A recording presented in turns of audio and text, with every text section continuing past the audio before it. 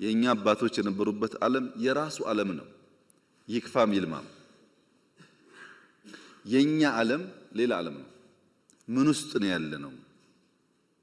እንዴት እንንቃ? እንዴት እንከተል? ምንድነው ያለው ቻሌንጅ ብለን ካልተገነዘብን እንቸገራለን።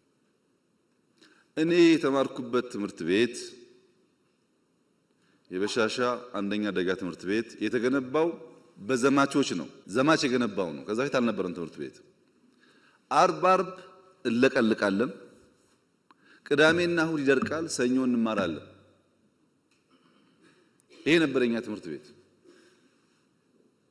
በእበት እየለቀለቅን እበት አመተን እንለቀልቃለን። አሁን ጥያቄው ሶላር ኢነርጂ የለም ከሆነ፣ አሁን ጥያቄው ኮምፒውተር የለም ከሆነ ፕሮግረስ አለ ማለት ነው። እንኳን ጠየቃችሁ ያንም ማግኘት አለብን። ትክክል ነው። ስናወዳደር ግን በሚዛን ይሁን። አሁን ያለውን ለማሳነስ የሌለ ድሮ አንናገር ነው። የሌለ ድሮ ምን ያደርጋል? ለምንድን ነው ይህን ማነሳው? መምህራን ስለሆናችሁ፣ ሎጂክ ስለሚገባችሁ፣ እውነት ስለሚገባችሁ ነው።